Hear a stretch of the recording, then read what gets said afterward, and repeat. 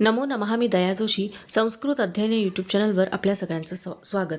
आज आपण पाहणार आहोत इयत्ता 9वीचा रम्य संस्कृतम या शीर्षकाखालील संख्या विशेषणानी 1 हा भाग.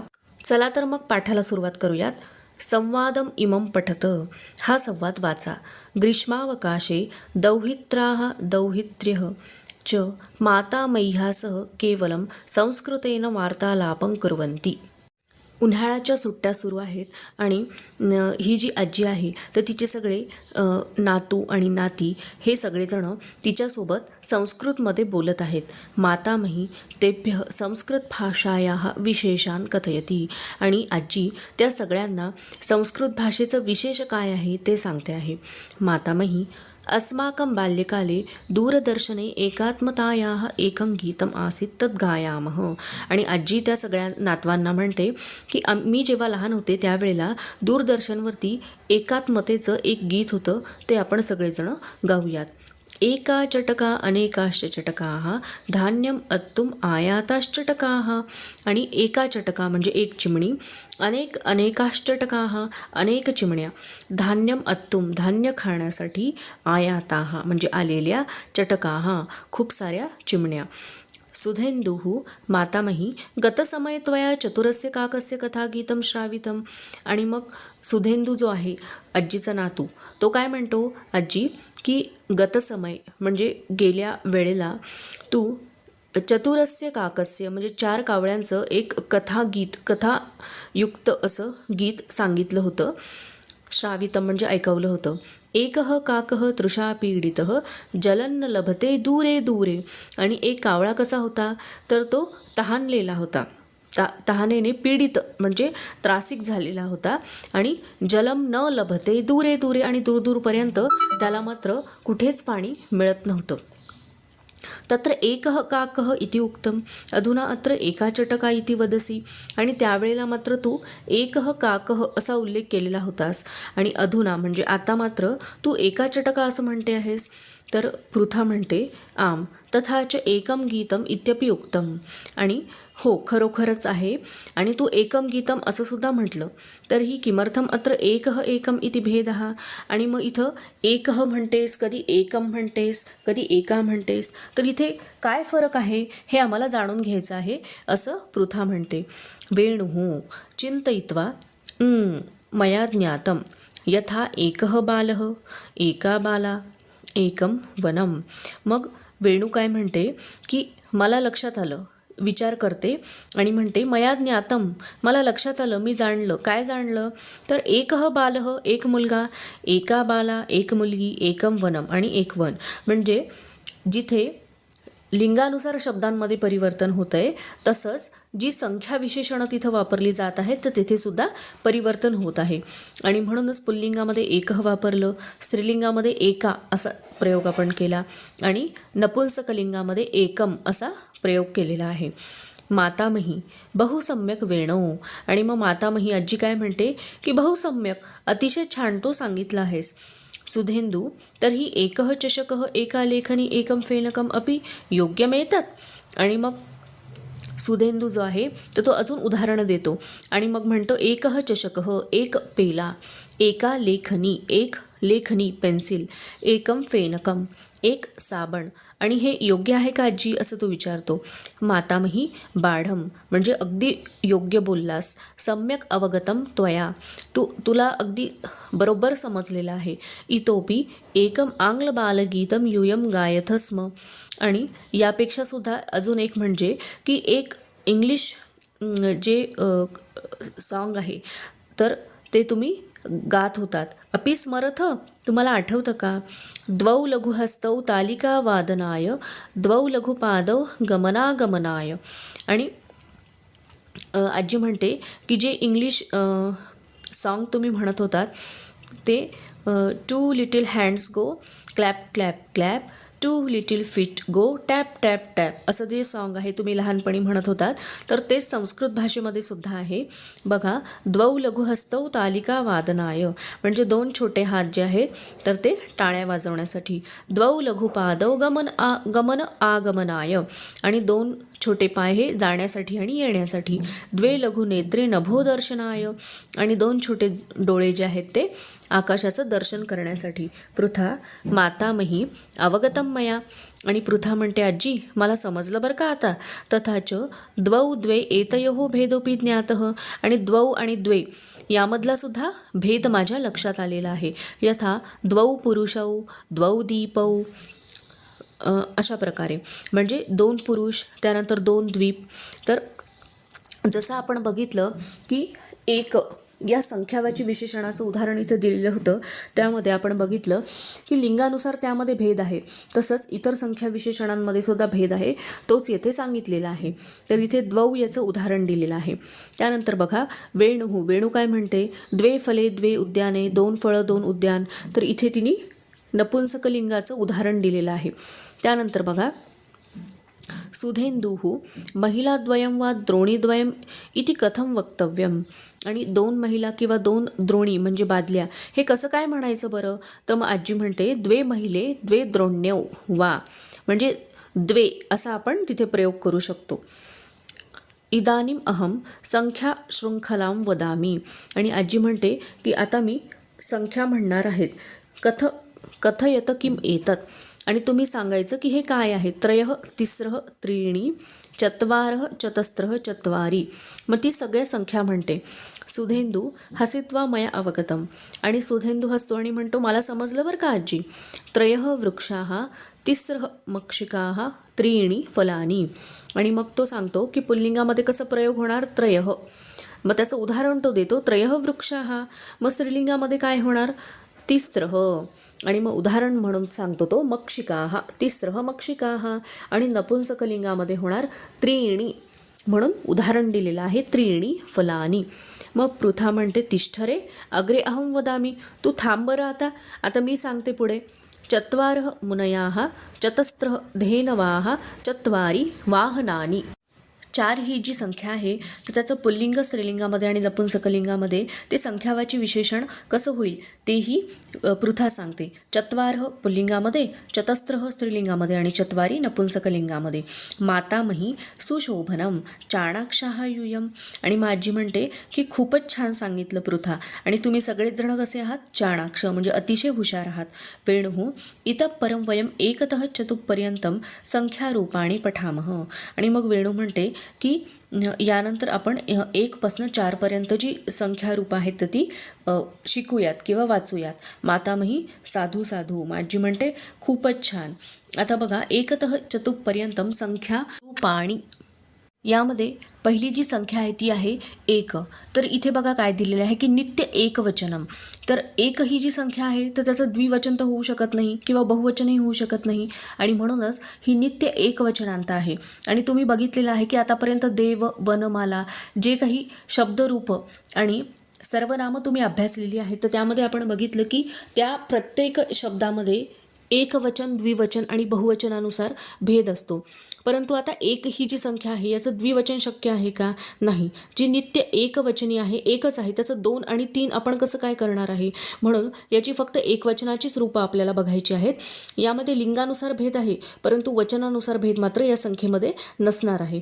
म्हणून बघा पुल्लिंगामध्ये कशी रूपं होतील, एकः, एकम, एकेन, एकस्मै, एकस्मात्, एकस्य, एकस्मिन्. तर ही सप्तमी विभक्तीपर्यंतची 1 या संख्येची ही रूपं आहे. तर याचा प्रयोग कसा करायचा बघा. एकः बालकः, त्यानंतर एकं बालकं, एकेन बालकेन, एकस्मै बालकाय, एकस्मात् बालकात्, एकस्य बालकस्य, एकस्मिन् बालके.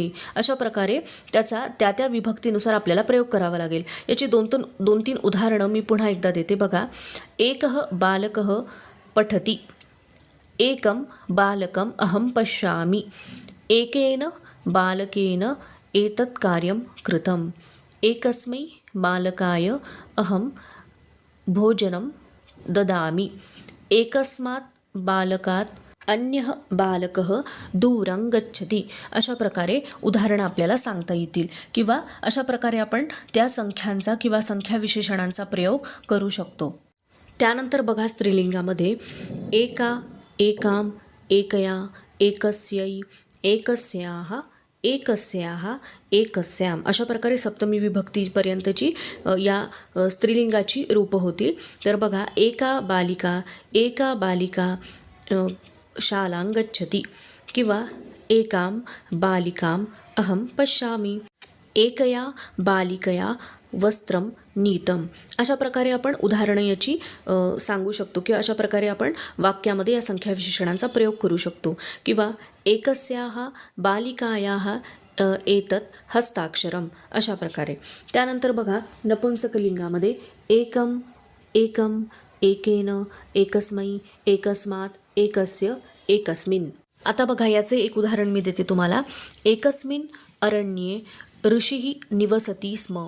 अशा प्रकारे आपण या सगळ्या संख्यांचा किंवा संख्या विशेषणांचा वाक्यामध्ये प्रयोग करू शकतो. तर यामध्ये लिंगानुसार भेद आहे, परंतु वचनानुसार मात्र भेद नाही आहे. त्यानंतर बघा, द्वि ही संख्या, तर ही कशी आहे? नित्य द्विवचनम. नित्य द्विवचनांत आहे ती, कारण दोन या संख्येचं एकवचन होऊ शकत नाही आणि बहुवचनसुद्धा होऊ शकत नाही. परंतु मी तुम्हाला यापूर्वीसुद्धा सांगितलं आहे की जे पाणिनी ऋषी आहेत त्यांनी मात्र या संख्येचं बहुवचन करण्याचा प्रयत्न केलेला आहे. कारण जेव्हा ते सूत्र सांगतात त्यावेळेला त्या सूत्रामध्ये त्यांनी असा प्रयोग केलेला आहे. ती एक अपवादात्मक स्थिती आहे. परंतु इथे मात्र हे असं होऊ शकत नाही. ही नित्य द्विवचनांतच राहील किंवा एक हे नित्य एकवचनांतच राहील किंवा 3 आणि 4 या ज्या संख्या आहेत त्या नित्य बहुवचनांतच राहतील. तर आता पुल्लिंगामध्ये द्वि या संख्येची रूपं आपण बघूयात. द्वौ, द्वौ, द्वाभ्याम, द्वाभ्याम, द्वाभ्याम, द्वयोः, द्वयोः. त्यानंतर बघा, स्त्रीलिंगामध्ये द्वे, द्वे, द्वाभ्याम, द्वाभ्याम, द्वाभ्याम, द्वयोः, द्वयोः. त्यानंतर नपुंसकलिंगामध्ये द्वे, द्वे, द्वाभ्याम, द्वाभ्याम, द्वाभ्याम, द्वयोः, द्वयोः. साधारणतः बघा, रूपं सगळीकडे सारखीच आहेत, थोडाफार फक्त भेद दिसतो आहे. तर ही पाठ करण्यासाठी सुद्धा अतिशय सोपी आहेत. तुम्ही जर लिहून पाठ केलं तर ती अतिशय चांगली पाठ होतील आणि अशाच प्रकारे याचा अभ्यास करायचा असतो. संस्कृत भाषेमध्ये जी शब्दरूपं किंवा धातुरूपं आहेत तर ती लिहूनच पाठ करण्याची पद्धत आहे. तर तुमच्याकडनं सुद्धा हे असंच अपेक्षित आहे. त्यानंतर बघा, आता उदाहरणं मी एक आणि एक या संख्येचं वाचन जेव्हा आपण करत होतो त्यावेळेला मी बरीचशी उदाहरणं तुम्हाला दिलेली आहेत. तर मला असं वाटतं तुमच्या लक्षात आलं असेल की या संख्या विशेषणांचा आपण उपयोग कसा करायचा आहे. त्यानंतर बघा, नित्यम बहुवचनम. नित्य बहुवचनांत ही संख्या आहे, त्याचं एकवचन किंवा द्विवचन तुम्हाला सापडणार नाही. त्यानंतर बघा, पुल्लिंगामध्ये याची रूपं कशी होतील? त्रयः, त्रीन्, त्रिभिः, त्रिभ्यः, त्रिभ्यः, त्रयाणां, त्रिषु. त्यानंतर स्त्रीलिंगामध्ये बघा, तिस्रः, तिस्रः, तिसृभिः, तिसृभ्यः, तिसृभ्यः, तिसॄणां, तिसृषु. त्यानंतर नपुंसकलिंगामध्ये त्रीणि, त्रीणि, त्रिभिः, त्रिभ्यः, त्रिभ्यः, त्रयाणां, त्रिषु. त्यानंतर चतुर हा जो आहे, ही जी संख्या आहे तर ही सुद्धा नित्य बहुवचनांत आहे. त्याची पुल्लिंगामधली रूपं आपण बघूयात. चत्वारः, चतुरः, चतुर्भिः, चतुर्भ्यः, चतुर्भ्यः, चतुर्णां, चतुर्षु. त्यानंतर स्त्रीलिंगामध्ये चतस्रः, चतस्रः, चतस्रुभिः, चतस्रुभ्यः, चतस्रुभ्यः, चतस्रूणां, चतुस्रुषु. त्यानंतर नपुंसकलिंगामध्ये बघा, चत्वारि, चत्वारि, चतुर्भिः, चतुर्भ्यः, चतुर्भ्यः, चतुर्णां, चतुर्षु.